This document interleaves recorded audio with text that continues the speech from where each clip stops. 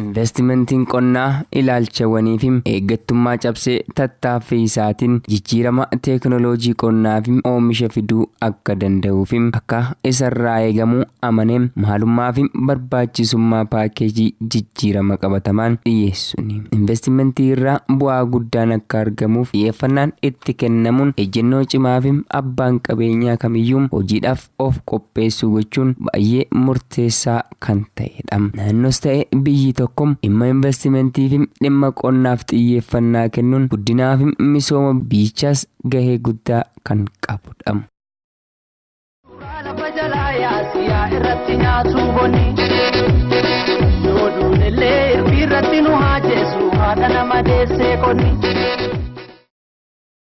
Karooraa fi imaammata mootummaan qonnarraa gara industiriitti jedhu milkeessuuf caasaan mootummaan baasee milkaa'aa kan jirudha. Kana keessattis qonni shoora olaanaa taphachaatii kan argamudha. Biyyi keenyas imaammata qonna baadiyyaa fi magaalaa irratti xiyyeeffatti hojiirra oolchaa kan jirudha. Caasaa fi imaammata mootummaan baase keessaa inni tokko investimentii qonnaati. Naannoo Harariitti imaammata kana milkeessuuf namootaa fi dargaggoota fayyadamoo taasisuuf hojiin hojjetamaa jirus hojii bal'aadha. Keessattuu naannoo magaalaatti abbootiin qabeenyaa investimentii gochuun dargaggootaaf carraa hojii uumuuf fayyadamoo taasisuutiif hojiin hojjetamaa jiru boonsaadha. Hojiilee dargaggoonni irraa fayyadamoo ta'aniif abbootiin qabeenyaa carraa namootaaf hojii uumaa jiran keessaayis horsiisni lukkuu isa tokko. Qophii keenya har'aatiinis abbaa qabeenyaa horsiisa lukkuu irratti investii godhee dargaggootaaf hojii uume irratti xiyyeeffata. Isinis hanga xumuraa nu waliin turaan affeerraa keenya.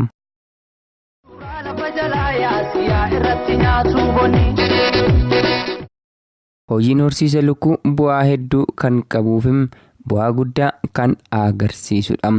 Horsiisa lukkuu kana irrattis abbaan qabeenyaa kun horsiisa lukkuutiin qabeenya guddaa argachaa kan jiru yommuu ta'u, bakki horsiisa lukkuulee kanaaf qophaa'es kutaa kutaan kan qophaa'edha. Tole kabajamtoota hordoftoota keenyaa, egaa akkuma beekamu yeroo ammaa kanatti horsiisni lukkuu keessaayyuu gama investimentiitiin galii gabaa akkasumas immoo haala gabaa addunyaas ta'e naannoo keenya haala qabatamaa biyya keenyaan wal qabate oomishni lukkuu akka biyyaattis ta'u akka naannootti akkasumas immoo abbootii qabeenyaa biratti xiyyeeffannaa guddaa argatee kan hojjetamaati jirudha. Kanumaan wal qabatee guyyaa har'aa kana investara tokko bira deemnee akkaataa inni lukkuu horsiisaa jiru agarreetu jira. Akkuma beekamu lukkuuleen akkanatti agarru kun dur aadaa keenya keessatti yookaan immoo wanti nuti odeeffannoo harkaa qabnu namatu nyaata dhiyyeeffata malee lukkuun nyaata akkatti hin dhiyyeeffanne dirruma ooltee yeroo galtu kan nuti argaati turre. Garuu haa ta'u malee lukkuuleen akkanatti heddummaatanii xiyyeeffannaa guddaan itti kennamee fi manni fi ifaan akkanatti galee kan tajaajilamaati jiranidha. Lukkuuleen kun xiyyeeffannaa addaatti kennamee yeroo jalqabaatiif asitti horsiisamu kan eegalamee fi biiroon investimentii naannoo Harariitis xiyyeeffannaatti kenne abbootii qabeenyaa kana gara hojiitti bobbaaseeti kan argamu. Lukkuuleen nuti as keessatti argaa jiru kun yoo xiqqaate gara 18,000 olii kan ta'anidha. Lukkuuleen kunis xiyyeeffannaan isaanitti kennamee ogeessi asitti ramadamee fi yeroo gara yerootti fayyaa isaanii irratti xiyyeeffachuutiin kan hojjetaati jiranidha. Haa ta'u malee lukkuuleen kun yeroo ammaa kanatti guyyaatti lukkuun takka kiillee takka buusaati. Nyaanni isaanis akka namaatti kan itti xiyyeeffatamee bishaan fi ifaan akkasumas immoo kunuunsi isaaniif kennamaati jiru ogeessi mataatti ramadamee fi kan hojjetaati jiranidha. Horsiisni lukkuu kun kan nama dhuunfaa ta'us haalli fi akkaataan kunuunsaa fi horsiisa lukkuulee kanneeniif ta'amaa jiru waan ogeessota tokko qaban fakkaata. Ammas kutaa itti aanu kana yaadaa fi qalbiin isin daawwachiisna. Ammoo kutaa lammaffaa kutaa horsiisa lukkuu mala ammayyaatti fayyadamuutiin egaa investarri keenya obbo Darajjee Mulgeetaa Gabramaaram kan jedhamu kuni biiroo investimentii naannoo Hararii wajjin wal ta'uutiin bakka kanatti horsiisa lukkuu mala ammayyaatti fayyadamuutiin kan isaan oomishaa fi horsiisaati jiranidha. Isaan egaa maashina adda addaa akkasumas immoo lukkuulee mala ammayyaatti fayyadamuutiin lukkuu guyyaatti killee takka buustu kutaa jalqabaa keessatti lukkuulee baay'inaan 18,000 ol ta'an agarreeti jirra. Mee egaa mala ammayyaatti fayyadamanii ifaa kanallee lukkuu kanaaf oowwaa atattamaa yookaan immoo oowwaa yeroorraa gara yerootti akka isaan argataniif lukkuulee akkasittiin nyaachisaa oomishachaati kan isaan jiranidha. Kunis immoo galii isaanii guddisuutiif akkasuma immoo jiruu fi jireenya isaaniirra darbee haala magaalaa gama lukkuu fi killeen tasgabbeessuuf jecha kan hojjetaati jiranidha. Akkaataa lukkuuleen kun itti horsiisamaa fi kunuunsamaa jiran kun mala ammayyaa fi tooftaa adda addaatti fayyadamuun kan horsiisamaa jiranidha. Kutaan itti aanu immoo lukkuulee sadarkaadha. Isaan kanas yaadaa fi qalbiin isin daawwachiisna. Egaa kabajamtoota hordoftoota keenya egaa akkuma daawwataa fi ilaalaatti turretti lukkuun asitti egaa Abubakar mala ammayyaatiin kan isheen oomishamaatii fi horsiisamaatii jirtu egaa investeraa abbaa qabeenyaa tokkootiin ani lukkuu ta'us amanuun natti ulfaate. Ati akka bibee? Kan isa ajaa'ibsiisu gaafa duraa namni barnoonni galuu fi dideesni jiranii gara maalitti qajeelan gara daldalummaa yookaan biizinesiitti qajeelan. Amma ammoo baratanii hojiirra ooluu danda'aniiti jiran. Abbaan qabeenyaa kun nama barate nama muuxannoo lukkuulee kana horsiisuu akka dandeenye akka odeeffannoo qabnutti agarree jira. Kana keessaa kan si ajaa'ibsiisu lukkuuleen tun gaamana 6 torba keessa adda addatti addaan qoodamanii kan jiranii eejii yookaan umrii mataa isaanii danda'anitti kutatti qoodamanii kan jiran. Amma kutaa kana keessa kan argamu umriin isaanii 6 ji'a afran akkanaatti booda ifeefuu mataa isaanii kubbaa buusuu ni danda'ama jaamee eegamaa kan jiru. Haala kanaan wal qabatee gaaffiroomsa hedduu nama ajaa'ibsiisa. Ni galma guyyaarraan guyyatti tamtu fayyaan isaanii ni ta'amtamti. Maaltu du'ee lakkoofsi isaanii gaa hin beekaman nu jechaa jiran hojjettoonni as jala jiran wanni tokko achi bee dubbisee yoo namni haatee kuteen hin beeknu. Hin beekan dhugaadha akkamiin beekan kutaa kana keessaa kan jiran toora lakkoofsaan 10,000 ta'uu isiiti gaa wanti hubachiisu. Kana ammoo wanti adda godha halluu gosa tokko qabdi. Lukkuun kun Afrikaa kibbaa qofatti akka oomishamtuudha. Odeeffannoon ammaan dura quba qaburraa shanyisaan ta'uun ooltudha. Egaa waanuma ajaa'ibaati dur kan nuti beeknu lukkuutu laaqana dhiyeeffata kan jedhamu takkaan agarree har'a lukkuuf laaqanni dhiyaatee bishaan dhiyaatee kunoo mala ammayyaatti fayyadamuutiin gommaalee konkolaataa keessaa bahan keessatti nyaanni isaanii dhugaatiin isaanii mala ammayyaatti fayyadamuun kan lukkuuleen kun oomishamaati fi horsiisamaati jiranidha. Kanas abbaan qabeenyaa kun waa malee kanan xiinxalle egaa dargaggoonni yeroo ammaa kun maal akka isaan hojjetan irraallee muuxannoo guddaa akka mana barnootaa takkaatti akka inni fayyadus kanarraa wanti nu hubachiisu waan baay'eetu jira. Kutaa sadaffaa keessatti kan nuti amma argamnu kun kutaa sadaffaan kun lukkuu hanga 10,000 kan isaan qabatanii waliigalatti lukkuuleen hanga ammaatti nuti daawwanne hanga 28 kan gaariidha. Lukkuuleen kun cuftuu guyyaatti killee takka buusuu kan inni nu jechaa jiru. Kutaa kana qofaa miti. Kutaan biraa asii kaasa isteejii yookaan eejii yookaan umriidhaan jenneeti kan jirru umrii sangaa kutaa kana keessatti umrii 6 eega jenna kanatti aanoo daaddaatan yookaan sadarkaa kamirra lukkuu argaman. Kan itti aanu akkami akkas jedhamti irra baay'inaan ammoo lukkuun agartu kun lukkuu warra dhalaadha. Dhaltuudha jechuudha warra puppaa buusanii warri dhiiraas keessa hin jiran. Kan ammoo daawwattoonni keenya akka adda baasanii asumaan hubatan ergaa dabarsuun barbaada. Egaa kabajamtoonni keenyaa fi hordoftoonni keenya lukkuuleen hanga ammaatti ilaalaa turre kutaa takkaffaa lammaffaa sadaffaa keessatti kan nuti argaa jirru kun lukkuulee killee buusan cufti isaaniiyyuu egaa warreen killee kana horsiisuu danda'anoo akkami kan jedhu immoo boodarratti ogeessaa faana haasofneet isaan biraan kan geenyu ta'aati mee kutaa itti aanutti walumaan haa bakkaa fi murna arfaffam kutaa horsiisa lukkuulee kanneen ilaalchisee gara kutaa itti aanutti yeroo isin ceesisnus. Egaa akkuma beekamu kabajamtoota hordoftoota keenya kutaa sadaffaa keessatti lukkuulee achi keessatti isin daawwachiisneeti turre. Akkasumas immoo odeeffannoo lukkuulee kana isin biraan geenye turre. Amma garuu Abubakar kutaa arfaffaa yookaan immoo giruuppii 4 kaji'amanii lukkuuta kana keessatti argamna. Mee maal jettamee asirratti? Garee afuraffaa kana keessa garee warra haawwan lukkuu tanaa keessatti kan argamu. Kana jechuun kiyya maaliiti umriin isaanii warran isteejii afuraffaarra warra turan san caalaarra kun warra gurguddoodha jechuudha. Kun amma sadarkaa kanaatti puuphaa buusaati kan argaman. Puuphaa buusuu qofaa miti gaa waan addaa hedduutu jira as keessatti. Waan tokko kan amma abbaan qabeenyaa kun natti himeetu jira. Udaan isaan buusan kun horiidha lammata ganaa deebi'eeti horiidhaa fi ni gurgurama. Horiin loowwan irraa nyaatu qoonqoodha qoonqotaa fi madaabara guutamee horii nyaata qaaliidha jechaatti naan jiran kan isaan buusan kun jechuudha. Kunis waanuma ajaa'ibaati bar kuni nyaata loonii ni ta'a. Keessaayyuu magaalaa Finfinneetti hedduu barbaadamaadha. Naannoo Bishooftuu naannoo magaalaa gurguddoo naannoo biyyi teenya qabdu keessa magaalaa Finfinnee keessatti loon horsiisuuf nyaata looniif ni ta'a. Hedduu barbaadamaadha. Hanga hedduu barbaadamaadha. Sababni isaa maali jennaan beeyladaan kuni yookiin horiin lukkuu kuni daayijest hin godhu qaccallootti nyaata nyaatan san daabboo biddeena kana waan ta'eef daayijest hin godhu ni baasanii akka baasanitti ammoo dikeeta dikeen kun deebi'ee horiidhaaf akka barbaadamuudha wanni hubanne qaaliidha sanuu. Keessaa yoo amma galii inni lukkuu kanarraa argate yookaan maaltu isa kakaase kun waan ajaa'ibaati. Obsa nama barbaachisa. Lukkuuleen kun dhukkubaanis maaliinis yeroo miidhamtii yeroo isa yaachisu keessatti lukkuuleen kun baay'ee bu'aa qabeettii akka isheen taateef mala ammayyaatti fayyadamtee ati horsiisnaan immoo galii guddaa humna xiqqaatiin galii guddaa argachuu yeroo dandeessitu argama jechuudha. Odeeffannoo tokko kan nageerraa abbaan qabeenya lukkuu kana sadarkaa kana lukkuu ammaan dura geessiseeti hangi kun lukkuun dhukkubaan jalaa dhumte. Obsi dhagaa feela jedhan. Obsa sungaa garuu obsaan ammaas irra deebi'ee lukkuu kana haaree takka jee akka eegale odeeffannoo gurraa hin qaba. Kana ammoo mirkaneessuudhaaf abbaa qabeenyaa irraa kabarru ta'a.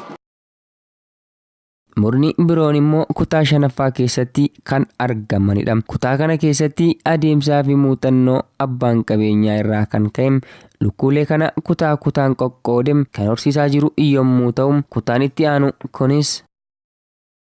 Hayyee kabajamtoota hordoftoota keenya amma kutaa shanaffaa keessatti argamna Abubakar. Kutaa shanaffaa kana keessatti kutaa warra lukkuulee jiran keessaa lukkuu warra sooroma baheedha. Waan ajaa'ibaati. Nuyi nama bichaatu dullooma jenne yaada turre lukkuunis dulloomtee kutaa kophaa keessatti walitti ni qaban. Lukkuun dulloomtees kophaa galti. Kana kan si ajaa'ibsiisu. Kun amma ka sooroma baate. Warra sooroma bahee ammaan booda bakka ilmaan isaanii dilla sanirraa gaa warra kophaa baheedha. Warra dulloomee nuun jaana jiran sababni isaas warra dulloomee kana gaa akkuma daawwatamu kanatti bira baalli buusaatti argaman. Keessaayyuu mallattoo isaaniitti agarsiisan. Mallattoon dullumaa jechuudha. Hoochoon isaanii rifeensi isaanii irraa luluqqa'eeti. Sanbooda nyaata gahaa nyaachisee booda fooniif dhiyeessa. Ni baate foon baasti. Ni fuddatti. Ammaan booda gaatun eega dulloomte killee buusuu ni dhaabdi yookaan puuphaa buusuu ni dhaabdi jedhanii. Amma sadarkaan amma isaan jiran kun sadarkaa akka namni sooroma bahee yookaan umuriinsa 70-60 ol darbee wayiiti. Amma kutaa warra dullootaa keessatti kan argamnu. Kutaa warra dullootaa kun ammaa booda killee ni dhaabanii killee gisee dhaaban baalli buusan kanaas gaa ofirraa deebi'anii haaretti ni biqilfatu. Baalli yeroo biqilfatan ni gabbatanii yeroo gabbatan san ammoo maal taane ayyaana eeganii qofa gurguruudhaaf warra bitan fooniif. Lukkuun kun guyyaa ayyaana hawaasa hundaa kan musliimaa ta'u kan kiristaanaa yeroo ayyaana sana kan magaala dhiyaatan. Guyyaa sana sooroma isaaniirraa gara isteejii biraatti yeroo darban jechuudha. Sababni isaatis ammaan booda kun foon qofaaf akka tajaajiluudha wanni dhageenye. Hojiin kun hedduu nama dinqisiisa. Dargaggoonni as keessatti hojii dhabdoonni hojii argatanii jiranillee waan nama ajaa'ibsiisu qabu. As keessatti abbaa qabeenyaa kana keessatti dargaggoota hanga 10 takkaatitu har'a hiraata as jalatti hojjetanii hojii argataa kan jiraniif roomsa. Namichi kun qofaasaa hojii barbaadaaf kan inni kana seene yookaan immoo hojii uummachuuf jalqaba kan inni as kana seene gara investaraatti kan inni ce'e. Haa ta'u malee galii inni irraa argachaa jiru darbeeti dargaggoota nama 10 oliif galii isaanii yookaan jiruuf jireenya isaanii irratti bu'aa gaarii argamsiisaa akka isaan jiran kan nuti argaati jirru. Lukkuuleen as keessatti argaman kun kallattumaan lukkuu killee dhaabanii fooniif qophaa'aa jiranidha jechuudha. Waa hundumaafuu gaa qophiin teenya tan jalqaba mana daa'imman lukkuutirraa eegaltee hanga warra soorooman kanarratti biheetti geenyeetti kan jirru. Amma immoo maashina ammayya killee sana dhoosee gara lukkuutti jijjiiruu sanatti waan ajaa'iba sitti ta'u asirratti osoo dubbatiin kan dabarre lukkuuleen mana takka hanga 5 daawwanne kunii fi ilaalle hundumtuu kormaan takka illee akka keessa hin jirredha. Sababni isaatis lukkuun killee gosa lamaa jira jedhan. Killee nyaataa fi killee hormaataati. Kun kan hormaataaf filatamudha. Kanaafuu hormichaan lukkuun hin barbaachisu jechaate kan jiran. Kormaaf lukkuulee dhaltuu as keessatti killee buustu kanaaf kormaan hin barbaachisu. Bakka kormaa kana maashina qabna. Kanaafuu maashinni kormaa lukkuutiif killee baasisu san guyyatti meeqa dhoosaa killeen tun guyyatti meeqa deessi lukkuun tuni waan joogaa waliin dhayne. Ogeessis jira abbaan qabeenyaas jira walumaan gaaffii keenya isaan faana taasisneeti kallattumaan gara maashina sanaatti yoo dabarre turtiin teessanna nu wajjin haa ta'u. Dhimma horsiisa lukkuulee kana ilaalchises haala qabatamaa killee isheen guyyaan buustus. Kabajamtoonni daawwattoota keenyaas gaangaa ammaatti akka nu faana jiran uumaa shakkii takka illee hin qabnu. Mana killeetti cabsanne osoo hin tahin mana killeen itti walitti buute walitti qabamee itti keessa kaayanii itti kan argamnu. Akkasi ammoos kan liqimsamuuf qophaa'ee agarre malee liqimsuuf hin qophoofne. Kan si ajaa'ibsiisu hanga qophii tana eegalee nuti dalagaa jirru kutaarraa gara kutaatti sosocho'aa jirru keessatti killee meeqaa lukkuuleen tun buustee kan jaamtu keessa turtii za'aa takka hin geenye keessatti gaamma nuti wanni deddeemaa sagantaa dalagaa turre keessatti killee kana daawwachuu ni danda'a daawwattoonni keenya. Kuni sanduuqa killeen itti kuufamu. Kuni killee 150 baadhata. Sanduuqni takkicha killee 150 qabaate kuni argaa jirru kun haala koofnu. 200 kana keessatti gaa namni tokko qarshii 200 baasee yeroo ayyaana sun arkatee ayyaana san irraanfachiisuudhaaf hedduu waan ulfaataatti abbaa maatii tokko. Kanarraa kan kee mala gabaabaadhaan ammoo qarshii 50 qofaan killee kana bitatee maatii isaa yookaan daa'ima isaa irraanfachiisuu danda'a ayyaana san. Kun beekamaadha. Kanaafuu mala kana yoo fayyadaman irra wayyaadha. Kanaaf namni hundumtuu mala ammayyaatti yoo fayyadame jiru inni immoo hin jiru jechuudha. Wanta kun si dabala. Namoonni keenya baay'een amma fakkeenyaaf daa'imaaf killee kana dhoosaniiti jirtuu kana obaasan. Killee akkasii sana ammoo balaadhaaf nama saaxiluu danda'a. Garuu bakka kanatti kan agarre ammoo wanni kun kan yaalamedha. To'annaan haakimaa akka taasifameef yaaliin akka taasifameef. Kanaaf baakteeriyaadhaan akka hin saaxilamne baakteeriyaadhaan akka hin miidhamne eegumsi to'annaan olaanaan taasifameetiif jira. Lukkuun kun dhukkuba baakteeriyootaa, taayifoodii, taayifiisii fi dhukkuboota daddarboo ta'an sin saaxilu. Sin saaxilu. Maaliif yaaliin to'annaa ogeessa qabdi ogeeyyiin yaalaan taasifamaa fi kanarraa kan ka'e baakteeriyaarraa walabaa jechuudha kuni. Kanaaf killeen takkittiin dawaadhaa nyaata bichaa miti. Kanumaa kan ka'e turtii hanga kanaa keessatti killeen hanga kun bu'uun dhugumatti naafatilleen hojii teenya dhufnee gara gamanaatti invest akka goonu abdiin qaba. Waa hundumaafuu gaa daawwattoonni keenya qophii teenya tan guyyaa har'aatirraa waa baay'ee akka baratan abdii qabna. Dargaggoonni ammoo hojii dhabeeyyiidhaa kanneen har'a abbaa qabeenyaa kana jalatti guyyaarraan guyyatti lukkuuf bishaan dhiyeessaa lukkuuf nyaata dhiyeessaa hojii mataa isaanii uummatanii warra isaanii osoo harka eeggatiin harka mootummaa osoo eegin hojii mataa isaanii uummatanii dargaggootaaf hojiin baate ala kanaa hojii hojjechaa jiran. Isaaniinis ni dubbisna abbaan qabeenyaas nu biratti argama. Hanga dhumaatti ammas nu faana jenna. Kaka'umsaa fi akkaataa kunuunsa lukkuulee kanaa ilaalchisuun dargaggootaaf carraa hojiis uumamee fi kan jirudha. Yaada kanaafis namoota carraan hojii uumamee fi yeroo yaada nuuf kennanis. ስሜ ስመኘው ውብሸት እባላለሁ። ሰውየው ዶሮ እርባታ ብሎ አመጣን። ያው ስራው አሪፍ ነው። ያው እዚህ እንሰራለን እስከ ሰውየው አኳኛ ድረስ ሰውየው በጣም አሪፍ ነው። አሪፍ hojiin baay'ee gaariidha. Abbaan qabeenyaa kunis haala fi amalli isaa baay'ee namatti tola. Carraa hojiis nuuf uumee jira. Erga gara hojii keenyatti seennee irraa eegallees rakkoon nu mudate hin jiru. Lukkuulee kanneenis sadarkaan kunuunsaa jirra. Nyaatni isaanis haalaan qophaa'ee kan kennamuufidha. Hanga turtii keenyaas keessatti jiruuf jireenya keenya haalaan fooyyeffachaa jirra. Dhumarrattis dargaggootni keenya akka keenyaa osoo hojii hin tuuffatin hojjechuu qabu. Hojiin hunduu kabajaa waan qabuuf nutis kunuunsa lukkuulee kanatti bobbaanetti jirra. Hojiin hunduu kabaja waan qabuuf nutis kunuunsa lukkuulee kanatti bobbaanetti jirra. Maqaan kiyyaa Naim Abbaa Gamtaan jedhama. Gaheen hojii kiyyaa lukkuu kana qallabuudha. Lukkuu kana akka itti horsiifnu nyaanni ni jira. Nyaata sana dhannee finneetu wanna itti godhamu jira. Wanna aynata 5tu jira. Tokkoffaan ashawaan in jira. Tokkoffaan kulaatara waan godhamu jira. Sadaffaan bushkaa jira. Arfaffaan immoo simmintoo jira. Kun hundinuu itti godhameetu sanaan booda qodaa jara waan itti kenninuuf sana qulqullina jara eegnee kaane sana booda taraadhaan bucummaarraa hanga guddummaatti kenninaaf jechaadha. Sana booda dura bishaan kennineefi kaane nyaata sana dhiyeessinaa fi nyaata yeroo nyaatanii kaan sanaan booda xiqqoo misaa nyaanne sana booda sa'a yeroo bishaan jara dhumu ilaallee bishaan jara amma sii daanaaf jechaadha. Kan jarri halkan dhugan. Kan jarri halkan dhugan bishaan idaaneefi ganama yeroo kaanu nyaata sana azagaajjaanaafi jechaadha. Nyaata sana yeroo azagaajjaanee jennu bishaan halkan kennineef san hin fixanu jarru. Hin fixanu jechaadha. Waan hedduminaan kennamuudhaaf. Tokko lamaan hin kennamuufi hedduu kennamaafi jechaadha. Akkanatti dalagaa jirra. An kanan dhufeef garuu dalagaadha. Amma anis akkuma sanatti dalageetiin maallaqan ittiin dalagu san karoora guddaa waan takka warshaa takka banadhee booddee ittiin anillee akka kana dalagaa nin dalagadheen karoorfadhee jira. Nu nama as keessaa nu nama 5. Nu nama 5 kana akka carraadhuma dalagaa kana arganne ergi dalagaa kana arganne immoo wallahi dalagaa kana bareedduudhuma dalaguuchoo jira.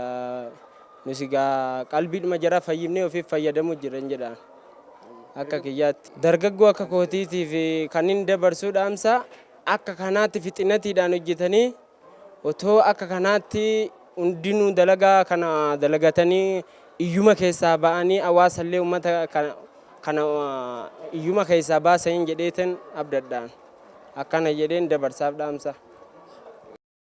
Haalaa fi muuxannoo akkasumas akkaataa horsiisa lukkuulee kanneenii abbaan qabeenyaa fi hojii gaggeessan horsiisa lukkuulee kana yaada yeroo nuuf kennanis.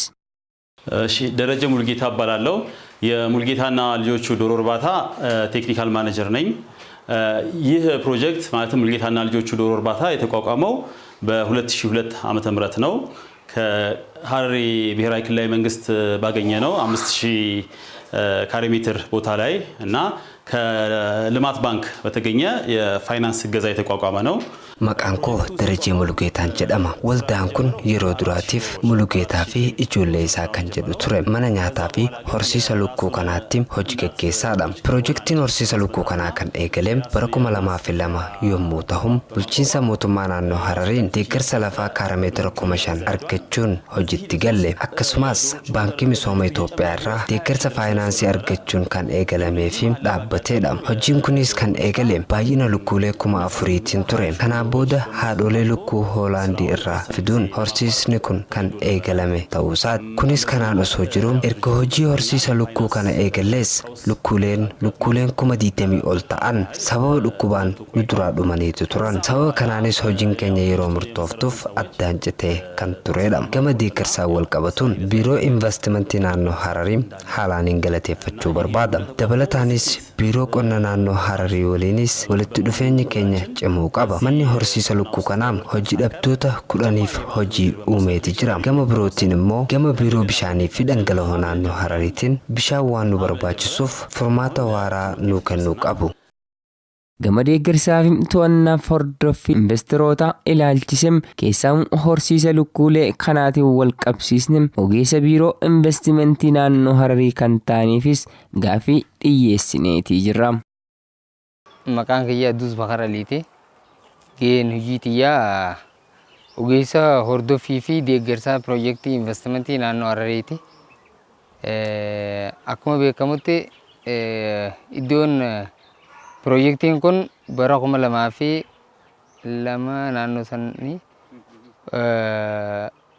hayyama investimantiitti fudhatee jechuudha. Guyyaa hayyama san kan inni irraa eegalee ilaanga yeroo ammaatti hayyama kannuu qofa osoo hin ta'in jechuudha. Hayyama guuniif kanninu deeggarsaa fi deeggarsa waliin jechuudha. Hayyamni tokko kan namu ilaanga xalayaa fudhattee dachii argamsiisuu fi ifa haa ta'u bishaanitti haa ta'u wanneen gartee qarraxa ala maashinotaa fi makiinaalee waan seenu haa ta'u ilaa waan hundatti jechuudha. Guyyaa sanirraa eegalee jala buune jechuudha piroojeektii jiru. San keessaa kun piroojeektiin kun tokko jechuudha. Piroojeektiin kun amma yeroo ammaan tanaa akkuma gartanitti lukkuulee baay'ee jira jechuudha as keessa. Yeroo san waa xiqqisha ture jechuudha. Waa xiqqoo ture amma yeroo ammaan tanaa baay'atee jira. Carraa hojiilee nama baay'eefamee jira. Dabalataan piroojeektiin takka ogguunii fi dura isii ilaala ogguunii fi dura piroopoozaalii isaa dhiyaatu maali faayidaa isaatti ilaalame jechuudha. Maali bu'a qabeessummaan isaa carraa hojii uumuu irratti maal fakkaata waan jedhamu jechuudha. Amma piroojeektiin san kun jechuudha lafa bu'ee waan barbaachisanis hunda argamee jira jechuudha. Carraa hojii nama hedduu uumee jira. Naannoofillee piroojeektii fakkeenya ta'uu danda'u jeetii yaada jechuudha. Piroojeektiin kun maaliif akkuma amma gartan kanatti dhiyeessi illee kan inni naannoo tanaa dhiyeessi jiru saalaan baay'ee jechuudha. Guyyaatti yookaan takkaata illee kuma meeqa jechuudha. Kanaaf jecha fuulduraaf illee taanaan hordofii fi deeggarsi nuti godhaafii jirru kan itti fufuu ta'an jechuudha. Kanaafuu dargaggoonnis namuutu gara piroojeektii kanaallee yoonii fi dhufan fakkeenya piroojeektii kanaa fudhatanii namuu jechuudha. Ijaaramuun haa ta'u abbaa qabeenyaatiin haa ta'u gamana dhufanii carraa hojiitii fi piroojeektii garaagaraa irratti jechuudha hirmaatanii qabeenya isaaniitii fi sammuu isaaniitii fi humna isaanii lammii tanaaf biyya tanaaf oolchanii akka carraa hojiillee uumanii namuu fakkeenya Mulgeetaa fi Liyyoochoo ijoollee isaa hayyamu kana jechuudha fakkeenya akka godhatanii jabaatanii hojjetan tayyuun dhaamsa qaba jechuudha. Dhugumatti piroojeektiilee garaagaraatiitu jira. Piroojeektii san hunda biiroo bishaanii hojii ta'uudhaan yeroo baay'ee xalayaan qaamaan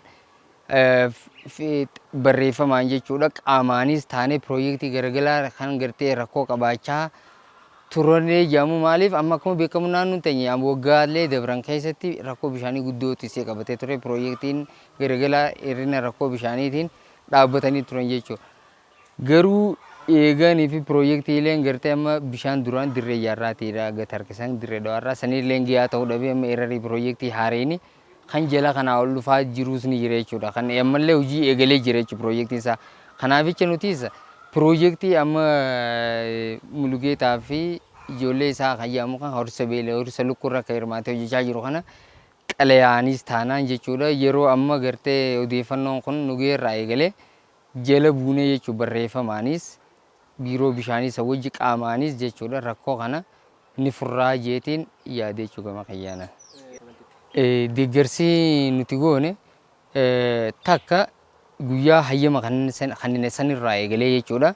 Hayyamni deeggarsa hojii kannamu deeggarsoota barbaachisoon hojii waan kanuuf jecha erga dhuman boodaas gara baankiittis qaama dhimmi waan kun laallatu hundaafuu xalayaalee garaagaraa barreessuudhaan deebisnee piroojeektiin kun lamada akka ijaaramuu fi gufuulee garaagaraa tan kallattii adda addaatiin isa kanarratti piroojeektii kana jechuudha abdii kutachiisuuf itti deemaa turtees ilaa hanga halkanii guyyaa osoo hin ta'initti cinaa dhaabbannee jechuudha.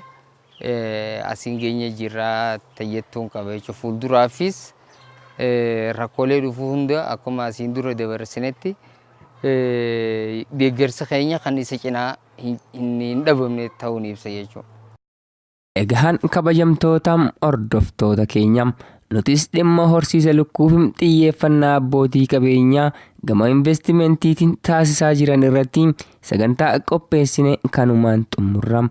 Abbootiin qabeenyaas ta'e hawaasni hundum hojii boonsaa fi wabii hawaasaa kan ta'e hojjechuun hojii abdummaa balleessuu qabuunis dhaamsa sagantichaati. Nuti gama keenyaan xumurree jirraam horaa bulaa isiniin jennam.